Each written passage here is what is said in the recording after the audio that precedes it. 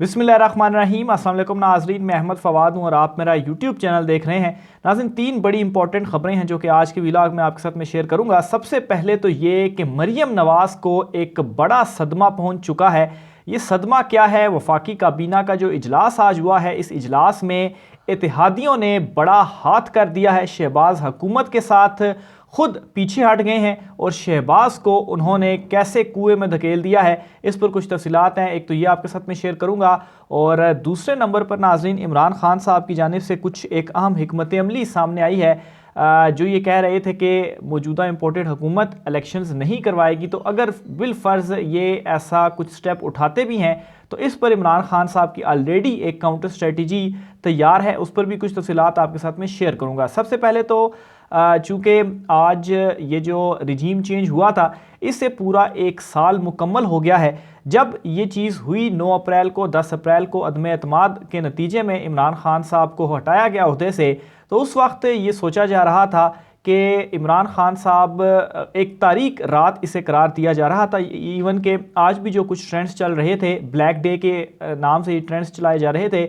लेकिन नाज़रीन, मेरे ख्याल से ये जो दिन था आज का, ये इमरान खान साहब के लिए ब्लैक डे नहीं बल्कि एक ऐसा ब्लेसिंग डे बनकर आया जो बज़ाहिर उस वक्त ये लग रहा था कि ये इमरान खान साहब के लिए ब्लैक डे साबित हो रहा है, या इमरान खान को निकालने के बाद इम्पोर्टेड सरकार की कोई बहुत बड़ी जीत हुई है। लेकिन ऐसा नहीं है और आज इस बात का एक साल के बाद अंदाज़ा जो है वो लगाया जा सकता है कि कैसे ये ब्लेसिंग था, क्योंकि इस एक साल के दौरान जितना एक्सपोज इमरान खान साहब ने सब लोगों को करके रख दिया है अवाम के सामने, इससे पहले कोई भी ऐसा नहीं कर सका था।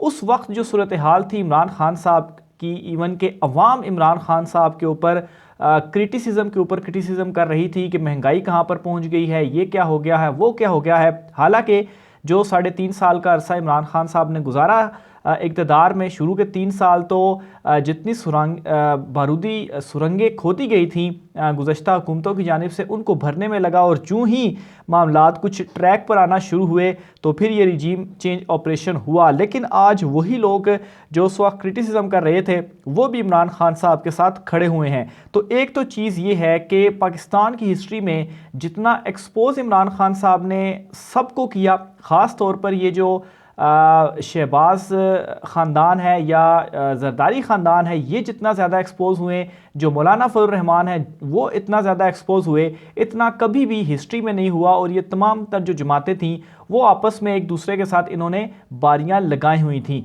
तो और फिर अभी जो सिचुएशन है वो सिचुएशन ऐसी है कि इमरान खान साहब जब भी इलेक्शन होते हैं तो 2/3 अक्सरियत इस वक्त कहीं भी नहीं गई इमरान खान साहब की। तो मेरे ख्याल से अगर उस वक्त इमरान खान साहब के खिलाफ अदम एतमाद नाकाम हो जाती और अभी इमरान खान साहब होते भी और टर्म जो थी वो ख़त्म होने जा रही थी, तो इसमें बहुत बड़ा एक झटका जो था वो पीटीआई को भी लगता कि उनकी पॉपुलैरिटी बहुत ज़्यादा कम हो रही थी। और उस वक्त क्यों इमरान खान साहब को ये निकाल रहे थे, उसकी रीज़न ये बताते हैं, ख़ुद टीवी चैनल्स पर आके ये बताते हैं कि चूँकि इमरान खान साहब का 10 साला प्लान बन चुका है और उस प्लान में इन्होंने जनरल फैज़ हमीद साहब को आर्मी चीफ बनाना है और फिर उसके बाद इन्होंने सदारती निज़ाम लेकर आना है और फिर उसके बाद हम सब का एहतसाब भी होगा और हम सब का सफाया भी होगा। और अब ये क्या कह रहे हैं, अब ये कह रहे हैं कि नहीं, हमने तो अपनी मर्ज़ी सारी कर ली है, ख़ुद को एनआरओ भी दे दिया, मर्ज़ी की तैनातियाँ भी कर दी, सब कुछ कर लिया, लेकिन अब हम इलेक्शन नहीं करवाएंगे क्योंकि अगर इलेक्शन करवाए तो इमरान खान साहब वापस आ जाएंगे और तमाम तर चीज़ों को वो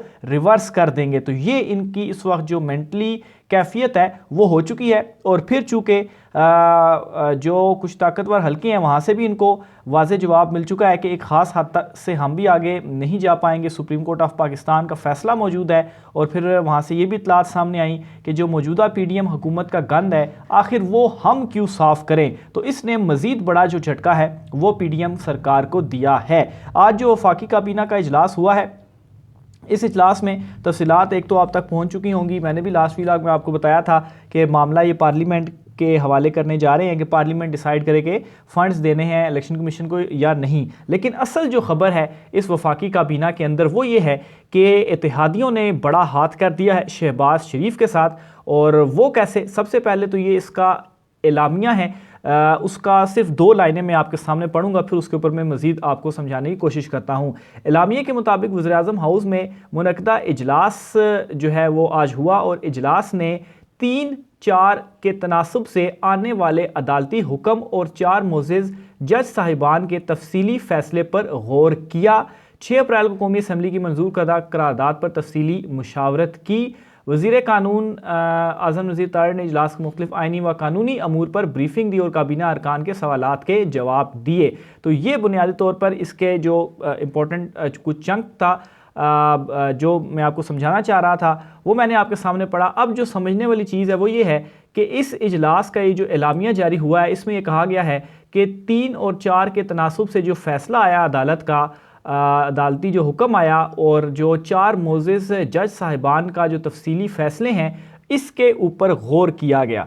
यानी कि आज से कुछ रोज़ कबल जब काबीना का इजलास हुआ और उसका एलामिया सामने नहीं आया और ज़राए से ये खबर चली कि फ़ैसला मुस्तरद कर दिया, आज ये अपने एलामिये में जो कि इन्होंने जारी किया ये जुर्रत नहीं कर पाए कि ये इस एलामिये के अंदर ये लिखें कि हम सुप्रीम कोर्ट ऑफ पाकिस्तान का फ़ैसला मुस्तरद करते हैं। तो अगर आप में वाकई आपने मुस्तरद किया और ज़राए से जो ख़बरें चली हैं अगर वाकई उनमें कोई सदाकत होती या तो ये इस एलामिये के अंदर ये लिखते और इनको भी ये मालूम है कि ये चीज़ नहीं लिख सकते क्योंकि फ़ैसला जो है वो 3-2 के ही तनासुब से है। ये बस यूं ही आवाम को पागल बनाने और अपना बयानिया बिल्डअप करने की एक नाकाम कोशिश कर रहे हैं। तो इससे साफ जाहिर होता है कि इत्तेहादी मौलाना को तो छोड़ ही दें, मौलाना और शहबाज एक तरफ और बाकी जो इत्तेहादी हैं ख़ास तौर पर पीपल्स पार्टी वो एक साइड पर खड़ी है। उन्होंने वाज़े इनको इनकार किया कि नहीं हम जो है वो अदलिया के साथ महाज आराई नहीं करेंगे और फिर शहबाज शरीफ को चूँकि अपनी नाअहली का डर है इस वजह से भी शहबाज शरीफ ये यहाँ पर दर्ज नहीं उन्होंने करवाया। अब नाजरीन उस वक्त भी जब ये खबर चली थी तो इस तरह से चीज़ों को प्रोपेगेट करने की कोशिश की गई कि काबीना ने ये कर दिया है तो अब कैसे होगा, महाज आराई होगी। तो तब भी मैंने आपको बताया था, आप जो लोग मुझे रेगुलर सुनते हैं आपको मालूम होगा, मैंने आपसे ये कहा था कि ये ज़राए से खबर चली है, इसमें कोई ज़्यादा गौर करने की ज़रूरत नहीं है, ये कर ही नहीं सकते सुप्रीम कोर्ट ऑफ पाकिस्तान के फ़ैसले को मुस्तरद। और इवन के पार्लियामेंट में जो इन्होंने करारदाद पेश की थी कि हम मुस्तरद करते हैं, वफाकी काबीना जो है वो उसका हुक्म ना माने, उसका भी कोई असर नहीं पड़ने जा रहा। तो आप देख लें कि सब सिर्फ और सिर्फ बयानिया बिल्डअप करने की कोशिश थी। और आज जो इन्होंने एक कोशिश की है काबीना इजलास के ज़रिए कि फ़ंड्स जो है वो पार्लियामेंट अप्रूवल दे फिर हम ये करेंगे,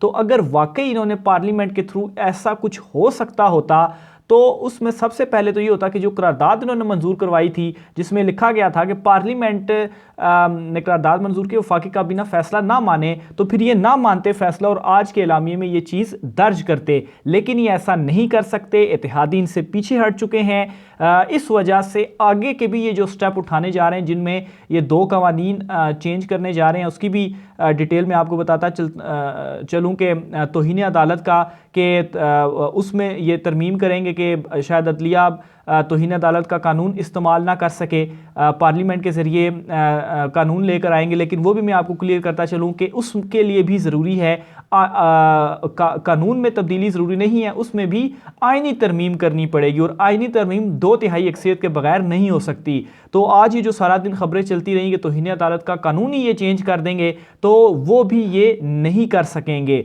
फिर इसके अलावा जो दूसरी खबर चली कि इलेक्शन एक्ट में ये तब्दीली करेंगे कि इंतखाबात की तारीख इलेक्शन दे सकता है, तो वो भी ये नहीं कर सकते क्योंकि इलेक्शन एक्ट के मुकाबले में जो आइन है वहाँ पर जब आइन का मामला आ जाता है तो फिर नीचे जो इलेक्शन एक्ट है वो उससे मुतसादम नहीं हो सकता। तो ये चीज़ आपने अपने जहन में रखनी है। तो ये जो सारा दिन खबरें चलती रहीं कि इलेक्शन एक्ट में तब्दीली करके अपनी मर्जी से ये इलेक्शन की डेट इलेक्शन कमीशन को इख्तियार देंगे, वो भी नहीं हो सकता क्योंकि आइन में ये लिखा है 90 रोज़ में इलेक्शन करवाने का। तो बेशक एक्ट में तब्दीली करें, बेशक ये कानून में तब्दीली करें, वो बाद में जाकर ये सिर्फ और सिर्फ बयानिया और प्रेशर डालने की कोशिश है, वो ख़त्म हो जाएगा और जो आइन है आइन की बलादस्ती रहेगी। तो ये चीज़ आपने अपने जहन में रखनी है। इसी वजह से इन्होंने आज इस्लामिया में भी ये मुखालफत नहीं कर पाए और कल भी ये शोर शराबा करेंगे, सारा दिन ये शोर शराबा करते रहेंगे पार्लियामेंट के अंदर, लेकिन हतमी एट द एंड क्या होगा, इन्हें फंड्स देने ही पड़ेंगे। सुप्रीम कोर्ट ऑफ पाकिस्तान के फैसले के ऊपर इंप्लीमेंट इनको करना ही पड़ेगा। अब इन्होंने 2 मजीद स्टेप्स उठाए हैं क्योंकि 10 तारीख और 11 तारीख 2 बहुत ज़्यादा इंपॉर्टेंट डेट्स हैं क्योंकि 11 तारीख सुप्रीम कोर्ट ऑफ पाकिस्तान में रिपोर्ट जो है वो इलेक्शन कमीशन ने जमा करवानी है। तो इमरान खान साहब के ऊपर इन्होंने अचानक से रात के ये खबर सामने आती है कि 9 मुकदमात में इस्लामाबाद की पुलिस उन्हें तलब कर लेती है। और तलब क्यों करती है? तफ्तीश के लिए तलब करती है। उन 9 केसेस का भी मैं आपको बताता चलूँ, वो भी क्या जो एक भोंडे किस्म के इन्होंने इस वक्त केसेस बनाए हुए हैं, उनमें ये है कि CTD इस्लामाबाद ने इमरान खान को 9 मुकदमात की तफ्तीश के लिए तलब कर लिया है। और इसकी तफसीलात कुछ इस तरह से हैं कि इस्लामाबाद के CTT समेत 9 थानों में मुकदमात दर्ज हैं। इन मुकदमात में तफ्तीश के लिए वफाकी पुलिस ने इमरान खान को तलब किया है, जिनमें से 2 मुकदमात में इमरान खान साहब को 11 अप्रैल जबकि 7 मुकदमात में 12 अप्रैल को तफ्तीश के लिए तलब किया है। तो अगर आपने इमरान खान को तफ्तीश के लिए तलब करना है, इमरान खान साहब कहते हैं कि वो तफ्तीश ठीक है, जो उनसे करनी है तफ्तीश वो कर लें, लेकिन जो सिक्योरिटी मसाइल हैं तो तफ्तीशी अफसर जो है वो ज़मान पार्क में भी जाकर जो तफ्तीश है, जो उन्होंने कुछ सवाल पूछने ऑलरेडी भोंडे किस्म के मुकदमात हैं जो कि बहुत जल्द इंशाल्लाह ख़त्म भी हो जाएंगे, तो वहाँ पर भी जाकर की जा सकती है। लेकिन चूँकि इन्होंने मीडिया स्क्रीन को थोड़ा बिजी रखने के लिए और जो एक ये प्रोपेगेंडा करेंगे तो उसमें ये सारी टाइमिंग इनकी जानिब से इस तरह से करके जो सेटिंग है वो भी इस वक्त एक एंगल इन तमाम तर चीज़ों को दिया जा रहा है। तो बहरहाल जितने भी हटकंडे ये अपनाते रहें, इसका एट द एंड जो रिज़ल्ट है वो इन्हीं के ही नुकसान में निकलना है। आगे चलकर नाज़रीन ब्यूरोक्रेसी के हवाले से भी कुछ तफसीलात सामने आ रही हैं, वो भी मैं आपके साथ शेयर करता चलूँ कि इस वक्त ब्यूरोक्रेसी भी इस हुकूमत की हिमायत नहीं कर रही सुप्रीम कोर्ट ऑफ पाकिस्तान के फ़ैसले के मुकाबले में। वहाँ से भी इनको बड़ी मुखालफत का सामना हो चुका है। उनका ये कहना है, ब्यूरोक्रेसी के अंदर भी अब ये बात चल रही है कि सुप्रीम कोर्ट ऑफ पाकिस्तान का जो फैसला है उसके अगेंस्ट नहीं जाया जाएगा। और चूंकि अंदर से काम तो ब्यूरोक्रेसी नहीं करना है, तो इसलिए ये जो शहबाज शरीफ हैं ये इस वक्त मुकम्मल तौर पर फंस चुके हैं। और जो वफाकी काबीना की मीटिंग भी और जो शहबाज शरीफ भी थोड़ा सा पीछे हुए हैं। इवन के मरियम नवाज़ ने बड़ा उनको पंप किया कि नहीं आप लड़ जाएं और तौहीन अदालत लगवा लें, लेकिन इत्तेहादी और शहबाज शरीफ खुद भी थोड़ा सा मामले से पीछे हटे हैं। इस मामले ने मरियम नवाज़ को बड़े सदमे में डाल दिया है, क्योंकि सबसे ज़्यादा खुश अगर कोई था, अगर शहबाज शरीफ के ऊपर तौहीन अदालत लगती तो वो मरियम नवाज़ होती, क्योंकि जो इनकी ख़ानदानी लड़ाई चल रही है इसमें यह ज़रूरी था कि शहबाज शरीफ के ऊपर नाअहली लगाकर एक तो शहबाज शरीफ को साइडलाइन कर दिया जाता और फिर उसके बाद शहबाज शरीफ को सियासी शहीद करार देकर यही मरियम नवाज़ उसके ऊपर बयानियाँ भी बिल्डअप करती और एक तीर से 2 शिकार मरियम नवाज़ करना चाह रही थी। लेकिन इसमें इन्हें बड़ी नाकामी का सामना करना पड़ा है। इमरान खान के हाथों तो इनको नाकामी का सामना करना ही पड़ रहा है, लेकिन ये एक और बड़ा झटका है मरियम नवाज़ के लिए, जो कि इनके अंदर से ही इनको मिला है। इमरान खान साहब ने ये ऐलान कर दिया है कि अगर बिलफर्ज ये कुछ इस तरह की सिचुएशन क्रिएट कर देते हैं जो कि नामुमकिन इस वक्त नज़र आ रही है कि इलेक्शंस ना करवाएं, तो इस सूरत में भी इमरान खान साहब ने अपने प्लान की अनाउंसमेंट कर दी है। इमरान खान साहब ने कहा कि अगर ऐसा होगा तो फिर हम सारे सड़कों पर निकलेंगे। इमरान खान साहब ने इस हवाले से भी फैसला कर लिया है, ऐलान भी कर दिया है कि हम जो है वो सड़कों पर निकलने की पूरे मुल्क से अवाम को फिर कॉल देने जाएंगे। तो इसलिए घबराने की बिल्कुल भी ज़रूरत नहीं है। अव्वल तो ऐसा कुछ होने नहीं जा रहा, और अगर ऐसा कुछ हो गया तो इमरान खान साहब ने उस वक्त भी जब ये रजीम चेंज हुआ, इमरान खान साहब को हटाया गया इक़्तिदार से, उस वक्त भी इमरान खान साहब ने कहा था कि मैं अकेला भी मुझे लड़ना पड़ा तो मैं अकेला भी लड़ूंगा। और ये भी इमरान खान साहब के अल्फाज थे कि कोई रह तो नहीं गया। लेकिन फिर उससे नेक्स्ट नाइट हमने देखा जिस तरह से नेक्स्ट नाइट तो नहीं, जो इमरान खान साहब ने सबको कहा था कि बाहर निकलने का, तो जिस बड़ी तादाद में लोग बाहर निकले इसने दोबारा एक इमरान खान साहब और उनकी जो तहरीक थी उसमें एक जान फूंकी। और ये जो पूरा एक साल है, ये आप देख लें कि इस एक साल ने इस पीडीएम को कहां पर पहुंचा दिया है और इमरान खान साहब को कहां पर पहुंचा दिया। इसीलिए आगाज़ में भी मैंने इस चीज़ का जिक्र किया कि ये एक साल अगर इसको इस एंगल से देखा जाए कि इमरान खान साहब ने सबको एक्सपोज किया है, तो ये एक ब्लेसिंग था। 9-10 अप्रैल की जो रात थी वो इमरान खान साहब के लिए। लेकिन अगर इसको दूसरे तनाजुर में इस तरह से देखा जाए कि अगर इमरान खान साहब इक़्तिदार में रहते तो मुल्क की जो सूरत हाल है वो आज बहुत ज़्यादा बेहतर होती।